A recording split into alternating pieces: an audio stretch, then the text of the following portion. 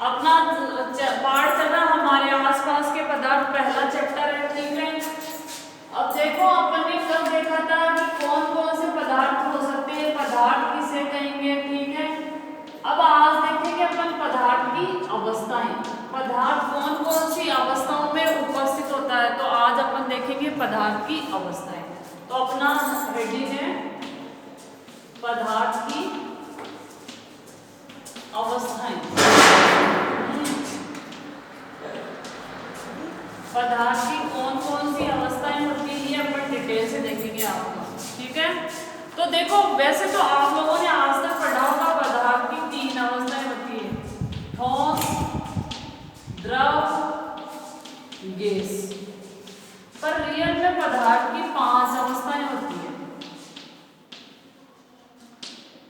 पदार्थ की 5 अवस्थाएं होती है, कौन कौन सी?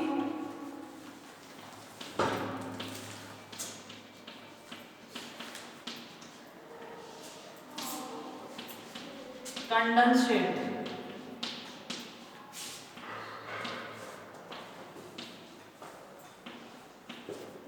देखो पदार्थ 5 अवस्थाओं में पाया जाता है, ठोस, द्रव, गैस, प्लाज्मा और बोस-आइंस्टीन कंडेंसेट। पदार्थ की 5 अवस्थाएं होती है। कौन कौन सी अवस्थाएं होती है? पदार्थ की 5 अवस्थाएं होती है। कौन कौन सी? ठोस, द्रव, गैस, प्लाज्मा और बोस-आइंस्टीन कंडेंसेट। ये पदार्थ की 5 अवस्थाएं होती है, ठीक है। इन 3 को अपन डिटेल से पढ़ेंगे। और ये जो दोनों अवस्थाएं हैं ये क्या करती हैं, आपके वैज्ञानिक क्या करते हैं, इनको काम में लेते हैं। तो अब अपन डिटेल से देखते हैं ठोस किसे कहेंगे या ठोस के गुण क्या होते हैं।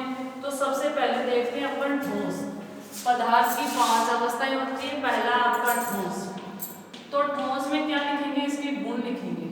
ठोस के क्या क्या गुण होंगे, देखो पहला गुण कण पास पास में स्थित होंगे। कण पास पास स्थित होंगे तभी तो वो ठोस होगा। कोई भी पदार्थ है ठोस क्यों है, क्योंकि उसके कण क्या है, आपके पास पास में स्थित है। दूसरा, कणों के मध्य आकर्षण बल अधिक होगा। कणों के मध्य आकर्षण बल क्या होगा, आपका आकर्षण बल अधिक होगा। जो भी कण है उनके मध्य क्या होगा, आकर्षण बल अधिक होगा, जिसकी वजह से क्या होगा, इनका निश्चित आकार होगा। और लिख सकते हो आकार व आकृति क्या होगी, आपकी निश्चित होगी। आकार व आकृति निश्चित होगी, निश्चित होगी। आकार व आकृति क्या होगी, इनकी निश्चित होगी, क्योंकि इनके मध्य क्या है, आपका आकर्षण बल अधिक पाया जाता है, ठीक है। अब देखो कण पास पास स्थित होंगे, इसका चित्र ऐसे बना सकते हैं। ठोस का चित्र कैसे बना सकते हैं, ये कण पास पास में स्थित है, बिल्कुल पास पास में, ठीक है। ये ठोस का है। तो यहां से एक पॉइंट और निकल के आता है, ठोस के कणों के मध्य रिक्त स्थान नगण्य होता है। देखो क्या लिख रही हूं मैं, बोलो थे, ठोस के कणों के मध्य, ठोस के कणों के मध्य रिक्त स्थान नगण्य होता है। नगण्य होता है मतलब ना के बराबर होता है। तो ठोस वो होगा जिसके कण पास पास स्थित होंगे, कणों के मध्य आकर्षण बल अधिक होगा, आकार व आकृति निश्चित होंगी और इनके कणों के मध्य रिक्त स्थान ना के बराबर होगा। अब आपके समस्या खड़ी होती है क्वेश्चन में, रबड़ बैंड को क्या मानोगे। रबड़ बैंड देखा होगा आपने। अब ठोस का आकार और आकृति निश्चित है, पर रबड़ बैंड को आप ऐसे चेंज कर सकते हो। तो क्या कह रहा है, रबड़ बैंड को आप किस में रखोगे, रबड़ बैंड को अपन ठोस में रखेंगे। क्यों रखोगे, क्योंकि इसके कणों के मध्य नगण्य बताया, रिक्त स्थान नगण्य होते हैं, अनुपस्थित नहीं होते। ठोस को आप किस में सम्मिलित करोगे, तो ठोस को आप रबड़ बैंड को अपन सम्मिलित करेंगे ठोस में। क्यों? क्योंकि उसके बीच में क्या होती है, थोड़ी थोड़ी वायु भरी होती है। जैसे आप उसको मोड़ते हो तो वो क्या करती है, वो वायु निकल जाती है, ठीक है, और वो पुनः अपने आकार में आ जाता है। तो रबड़ बैंड क्या होता है आपका, ठोस है, ठीक है। अब क्या कह रहा है,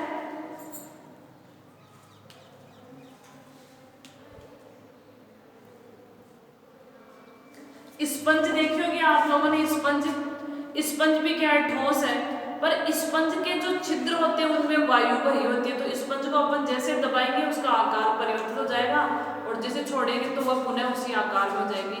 तो स्पंज का आकार भी क्या आपका अनिश्चित है, और जैसे उसके आकार में परिवर्तन करेंगे आकार चेंज हो जाएगा। क्यों होगा, देखो यहाँ से दो क्वेश्चन बनेंगे कि आप रबड़ बैंड को ठोस मानते हो क्यों, तो आप क्या जवाब दोगे, उसका आकार निश्चित होता है, उसकी आकृति निश्चित होती है, कणों के मध्य रिक्त स्थान न के बराबर होता है। पर वो बोलेगा वो तो क्या होता है, रबड़ बैंड तो पिचकता है, अपना आकार परिवर्तित होगा। तो आप जवाब दोगे जब अपन उस पर बाह्य बल लगाते हैं तो उसका आकार परिवर्तित होता है, जैसे अपन बाह्य बल हटाएंगे तो वह पुनः उसी आकार में जाएगा। अब देखो जैसे आपकी शक्कर है, शक्कर लिया आपने एक मुट्ठी भर के, अब आपने कटोरी में डाली, वो कटोरी जैसी, गिलास में डाली गिलास जैसी, ठीक है, प्याली में डाली प्याली जैसी।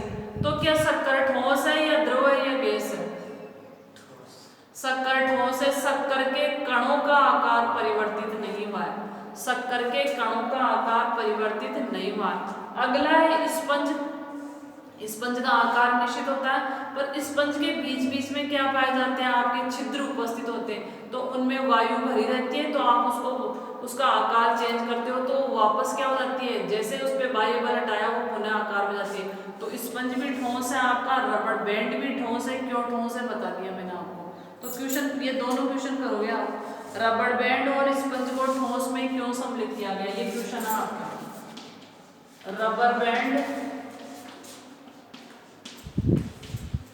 व स्पंज को ठोस में क्यों सम्मिलित किया गया, ठोस में क्यों सम्मिलित किया गया।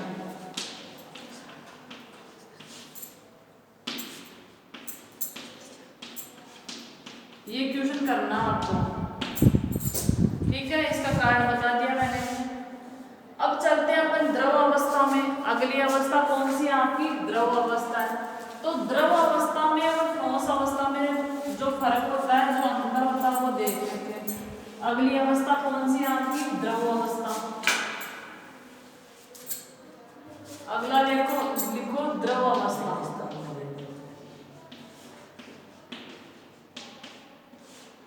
अब देखो द्रव का क्या होगा, आयतन निश्चित होता है।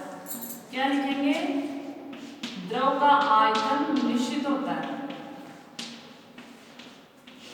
आयतन निश्चित होता है।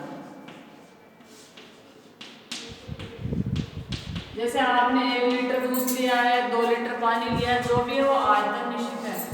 आकार व आकृति, आकार व आकृति पात्र के अनुसार परिवर्तित होती है, आकृति पात्र के अनुसार परिवर्तित होती है। आकार व आकृति क्या होती है, पात्र के अनुसार। आपने गिलास में डाला पानी, गिलास का आकार ले लेगा। आपने कटोरी में डाला, कटोरी का। टेस्ट ट्यूब में डाला, टेस्ट ट्यूब का। तो जो द्रव का आकार तो क्या होता है, आकार और आकृति पात्र के अनुसार परिवर्तित होती है। कणों के मध्य, कणों के मध्य गैस से कम व गैस से ज्यादा कम, गैस से ज्यादा व ठोस से कम रिक्त स्थान होता है, रिक्त स्थान होता है। ठोस के कण बिल्कुल पास पास में होते हैं, द्रव के थोड़े क्या होते हैं, आपके दूर होते हैं। अब जो आकर्षण बल है वो क्या होगा, ठोस से कम होगा, गैस से तो कम होगा ही होगा। आकर्षण बल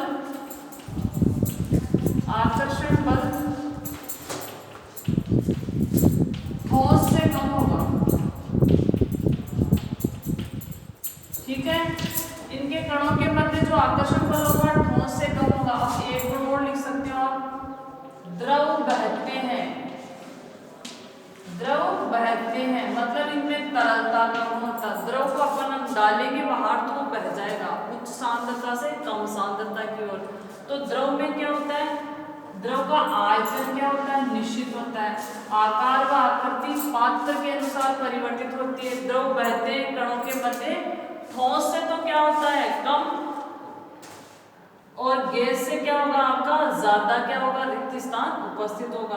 आकर्षण बल ठोस से कम होगा और गैस से क्या होगा आपका ज्यादा होगा।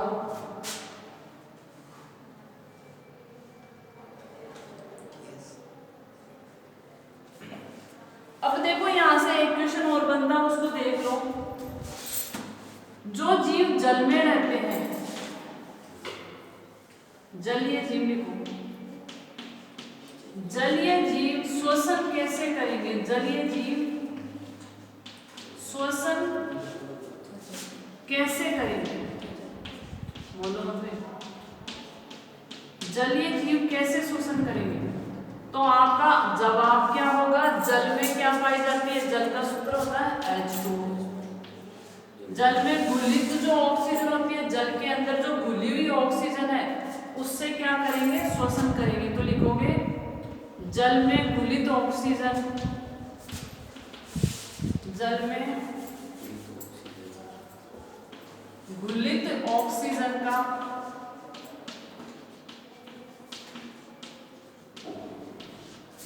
उपयोग करेंगे। इसमें जो पानी के अंदर है, जैसे कुछ मछलियां तो बाहर आ जाती हैं और कुछ क्या रहती है अंदर होती है, बहुत सारे जीव होते हैं पानी के अंदर रहते हैं। तो कैसे शोषण कैसे करेंगे, जल में जो घुली हुई ऑक्सीजन है उसका उपयोग करके क्या कर लेंगे, वो शोषण क्रिया कर लेंगे।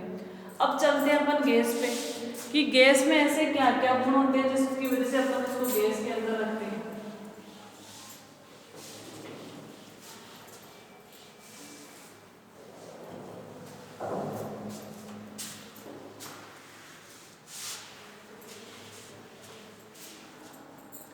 अगला है आपका गैस, पहला ही बोल इसका क्या होगा, आपका आकार अनिश्चित होता है, आकार अनिश्चित होता है, पर आयतन निश्चित होता है। आपका ये ध्यान रखना, आकार अनिश्चित होता है।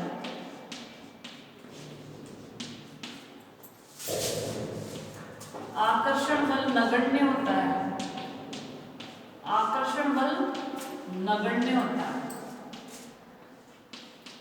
जो अणु होंगे उनके बीच में आकर्षण बल नहीं होगा, ठीक है। आयतन निश्चित होगा, आयतन गैस का भी निश्चित होता है, कई बार इसमें बच्चे कंफ्यूजन होते हैं। आयतन निश्चित होता है, आकार अनिश्चित होगा, आकर्षण बल नगण्य होगा और आयतन क्या होगा आपका निश्चित होगा। अब जो गैस के अणु हैं वो क्या करेंगे, स्वतंत्र रूप से गति करते हैं। तो आप डाल सकते हो गैस के अणु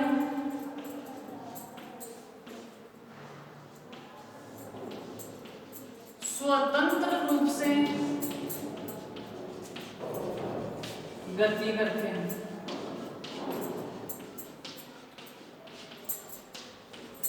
जैसे अपन चित्र बनाए, ये गैस है आपकी, एक पात्र में एक अणु यहाँ होगा, एक अणु यहाँ होगा, ऐसे क्या होंगे आपके गैस के अणु स्वतंत्र रूप से चारों ओर क्या कर सकते हैं, आपके गति करते हैं। अब एक गुण और लिखेंगे, जैसे अपन गुब्बारे के अंदर गैस भर दी अपन ने, तो उसको अपन चाहें तो दबा सकते हैं, तो इस गुण को बोलते हैं संपीड़ितता, कंप्रेशन का गुण। तो गैस में क्या हो जाएगा, संपीड़ितता का गुण पाया जाएगा, संपीड़ितता का गुण पाया जाएगा। गैस को अपन क्या कर सकते हैं, गुण संपीड़ित कर सकते हैं। अब देखो इस पॉइंट को अपन तीनों में देखेंगे, जो ठोस होता है उनमें संपीड़ितता नगण्य होती है, स्पंज में थोड़ी सी होगी, ठीक है। द्रव में भी क्या होगी, कम होगी, और गैस में सबसे ज्यादा संपीड़ित होती है। अब अपन तापमान